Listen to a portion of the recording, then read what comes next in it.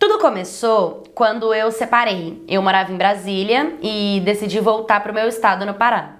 Só que quando eu cheguei em casa, a minha mãe, ela era muito rígida, ela sempre foi muito rígida.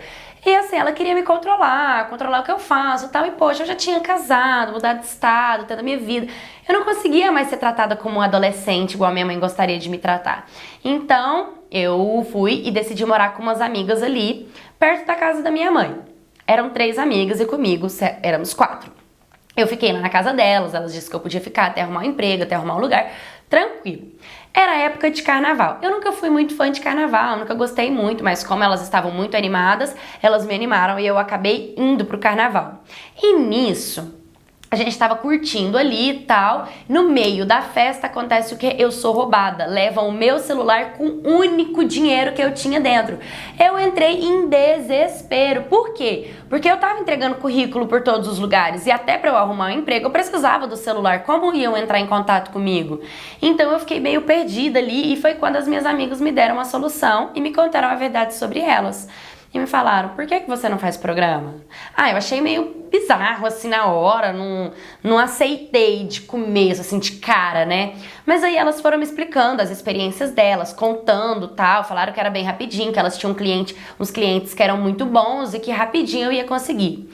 Enfim, com 3 programas eu consegui comprar um celular novo. E foi assim, eu fiz só esses 3 programas e não quis continuar fazendo, até porque eu tava conhecendo um boy e eu tava bem apaixonadinha por ele, às vezes ia dar namoro e tal. E enfim, chegou uma época em que elas decidiram que ia viajar para ir para o interior, que ficava a 600 quilômetros da nossa cidade, para uma boate, né? E elas se arrumaram e foram. E eu não quis ir exatamente porque eu tava nesse boyzinho e tal. E elas sempre me faziam chamada de vídeo, mostrava filmagem e foto lá da boate, mostrava como eu tava feliz, chamava eu pra ir pra lá.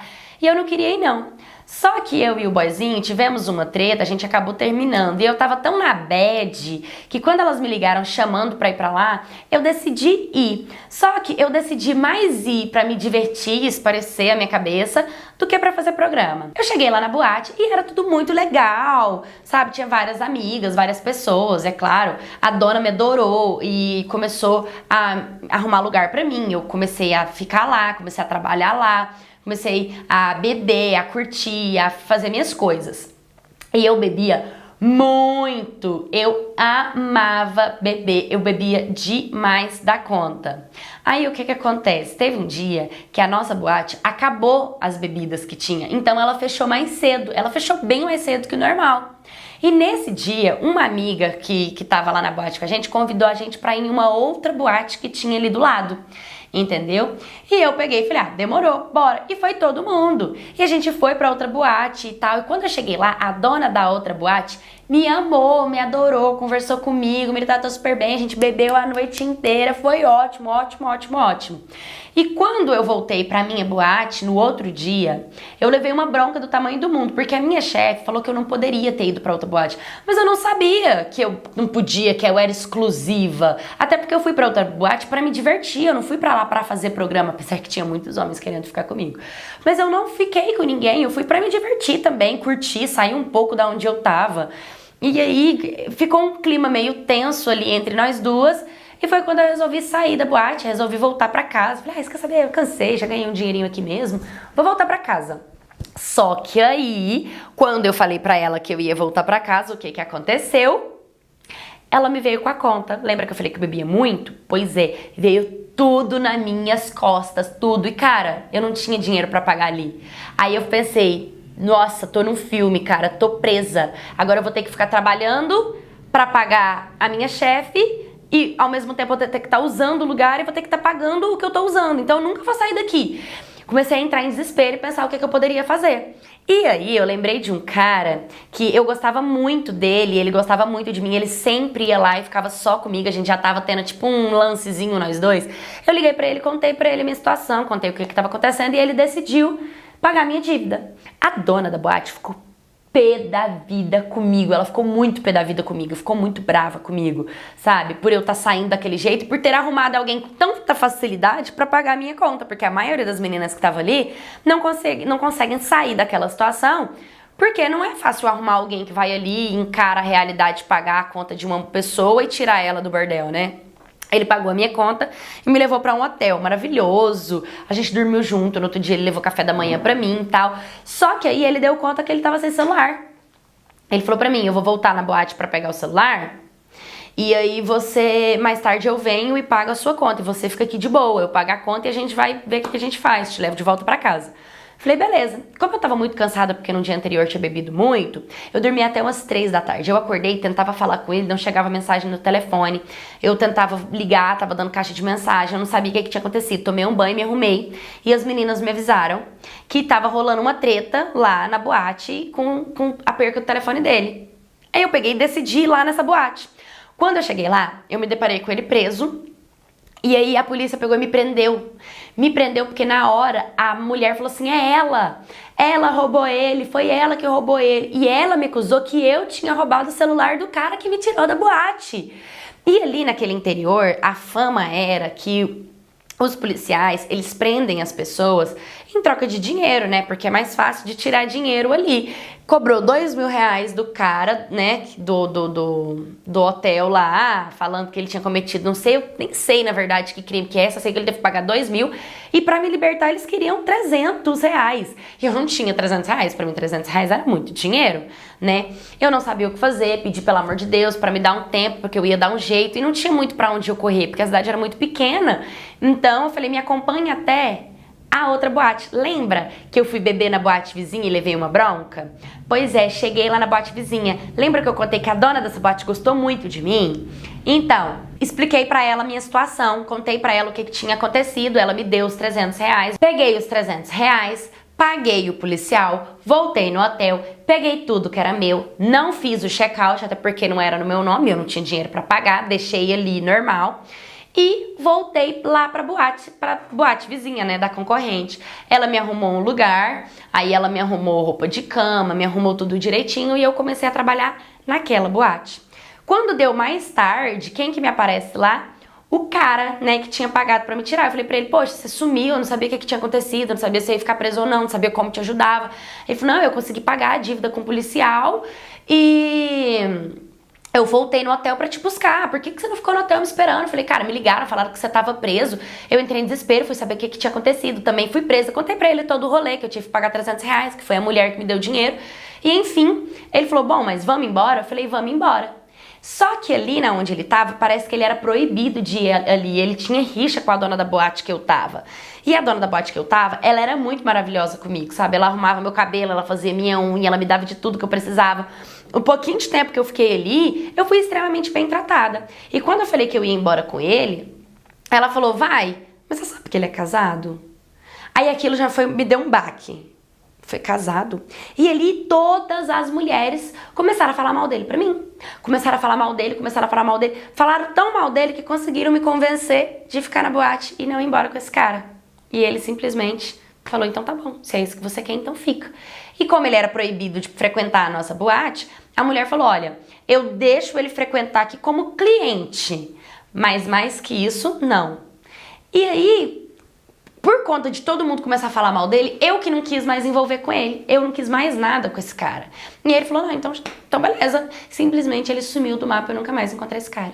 E ali eu fiquei na boate. Como eu era uma mulher que eu gostava de conversar e eu bebia muito, eu comecei a ser a pessoa que mais ganhava dinheiro dentro da boate. Por quê? Porque além de eu fazer os clientes irem pra lá gastar com as garotas, eu fazia os clientes gastar muito com bebida. Então eu sempre me destacava no meio de todas as meninas. Nós éramos 10 mulheres. E das 10 mulheres, como eu sempre estava no destaque, eu ganhei o cargo de gerente lá do bordel.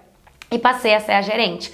E assim, comecei a fazer tudo ali. Acabou que eu peguei um cargo tão grande que eu cuidava da administração, da gerência, da organização, dos cuidados. Eu comecei a cuidar tanto que às vezes eu fazia programa, porque eu não tinha nem tempo pra fazer programa mais. E eu comecei a ficar viciada em dinheiro, sabe? E eu, era bebendo, era curtindo, era fazendo isso, era fazendo aquilo, era fazendo isso, era fazendo... Cara, foi fazendo tanto, eu fui juntando muito dinheiro, muito dinheiro, muito dinheiro. Fiquei ali por 7 anos. 7 anos sendo gerente do bordel. 7 anos. Eu não tava mais aguentando detestando aquela situação, porque era muita inveja, era muita intriga, era muito mimimi, era uma querendo ganhar em cima da outra, era uma querendo passar a perna na outra, era uma acusando a outra. Eu já tava cansada daquela vida, eu queria ter uma vida normal agora, eu queria voltar pra minha vida normal, eu queria sair daquela situação. Como eu já tinha ganhado muito dinheiro e já tava na administração da boate, eu consegui, graças a Deus, falar assim, não quero mais e não tem nenhuma dívida pra pagar lá dentro.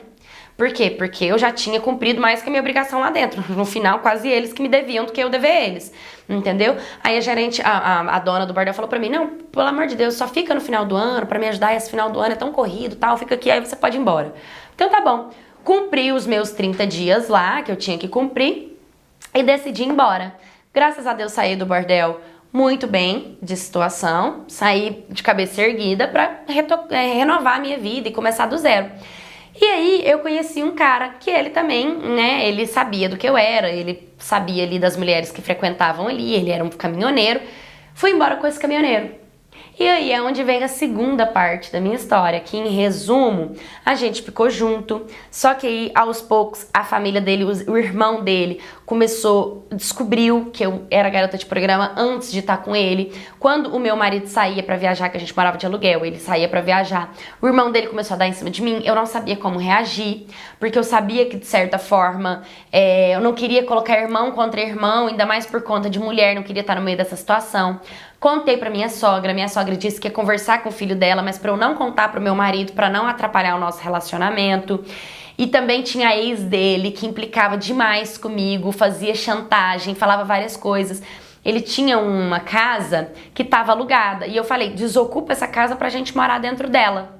E ele disse, tá bom, eu vou desocupar a casa. E não desocupava, e não tinha o dinheiro do aluguel também, e eu não sabia o que estava acontecendo. Até que uma sobrinha dele me contou que o dinheiro do aluguel dessa casa estava indo pra ex-mulher dele, sabe? Eu fiquei muito pé da vida, eu chutei o pau da barraca, peguei tudo que era meu. Quando ele chegou, ele foi me buscar no hotel que eu tava. E aí ele foi lá na casa de aluguel, falou que a partir de agora quem ia receber aquele aluguel era eu, e não a ex-mulher dele, sabe? Aí ele me levou pra uma viagem. Nessa viagem eu contei pra ele do irmão dele, e ele ficou muito furioso. E o que eu ouvi? Se meu irmão tá dando em cima de você, é porque alguma coisa você tá fazendo. Ele não ia dar em cima de você do nada, né? Você tá sendo ousada, você tá se oferecendo pra ele. Ah, cara, tudo que eu menos precisava ouvir era isso. Aí ele ligou pra mãe dele pra conversar com a mãe dele. Sabe o que a mãe dele fez? A mãe dele deixou eu como a culpada, mesmo ela sabendo que não era. Ela deixou eu como a causadora de todo esse atrito. E o nosso relacionamento começou a ir de mal a pior. Decidi pra ele que eu não ia mais ficar com ele, que eu ia embora. E foi quando ele disse que não era pra ir embora, e pediu mais uma chance. Tirou os inquilinos da casa, a gente mudou, mobiliou, tivemos uma casa linda, maravilhosa.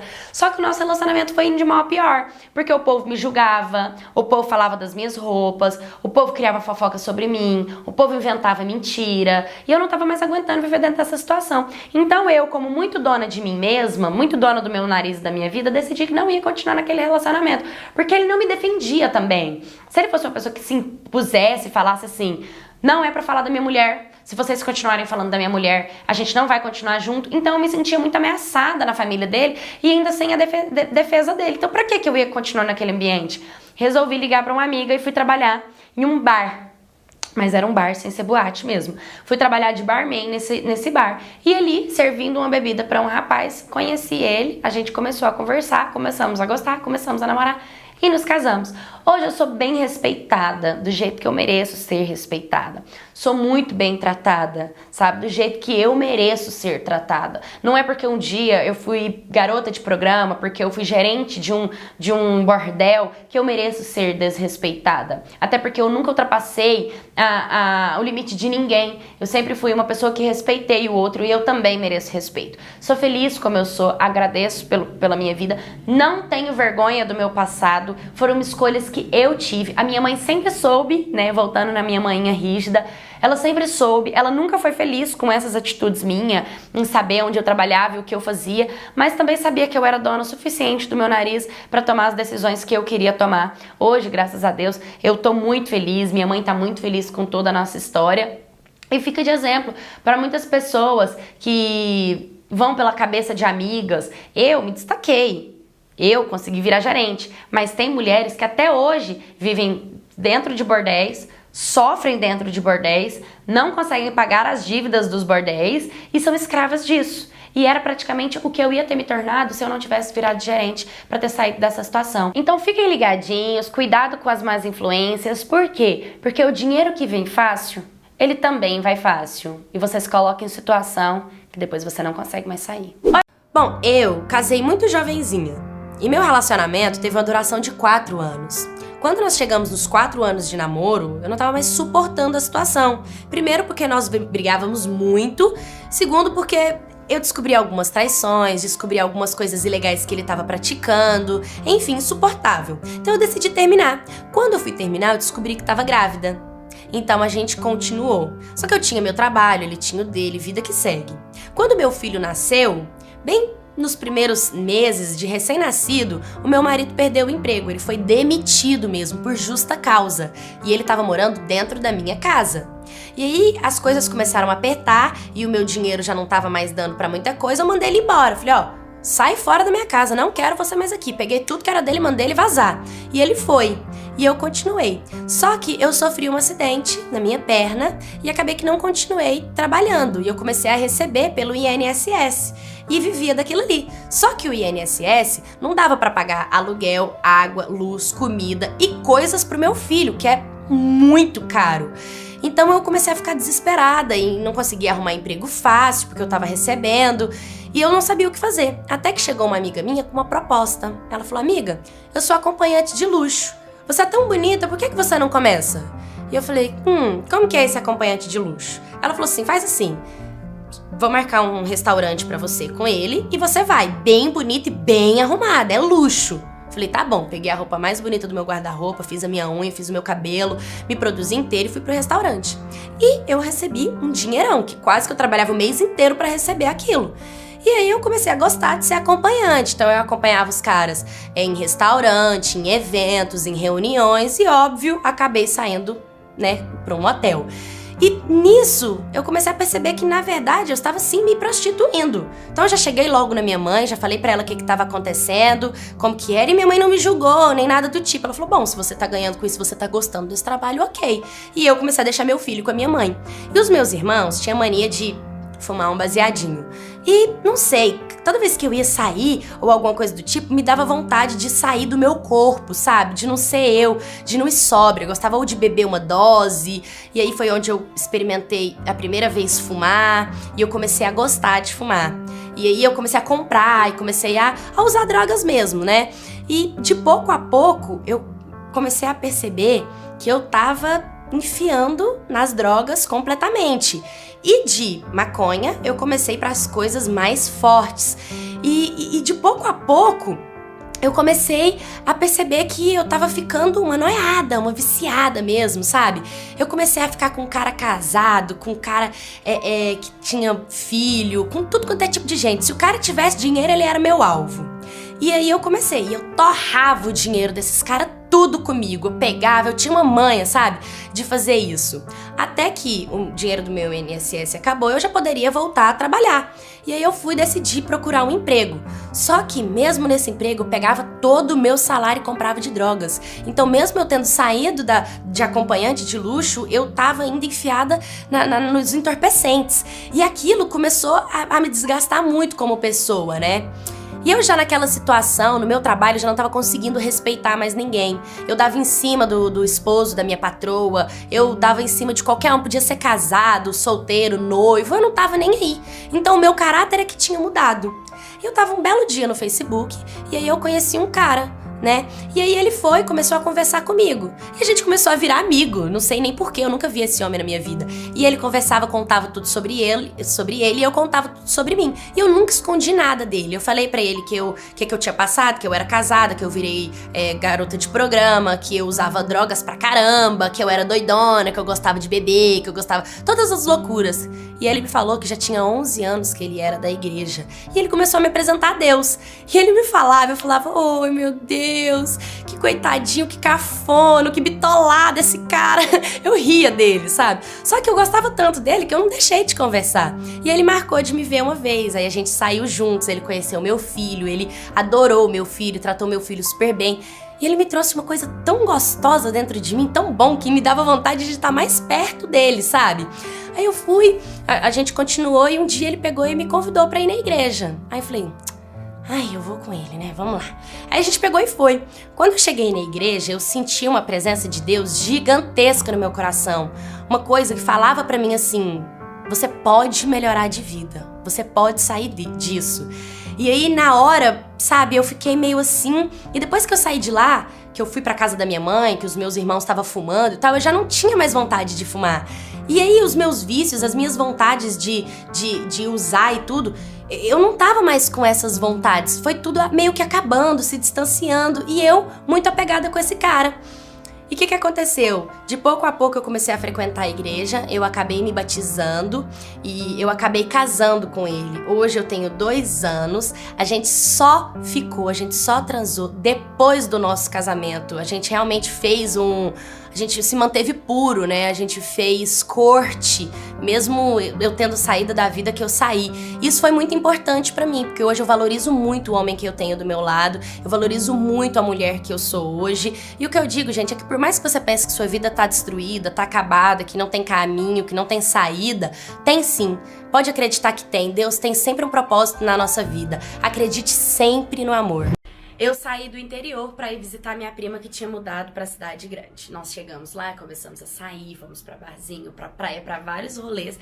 E ela me apresentou várias amigas, várias pessoas. E um desses rolês, eu acabei conhecendo uma mulher mais velha. E ela gostou demais de mim, eu gostei demais dela. Nós trocamos o WhatsApp, marcamos de sair, a gente chegou a sair. E ela pegou e falou que tinha uma proposta pra me fazer. Eu falei, qual? Ela pegou e falou, eu tenho um site. E você seria a cara desse site, você seria tipo a modelo. E eu falei, sério? Que site?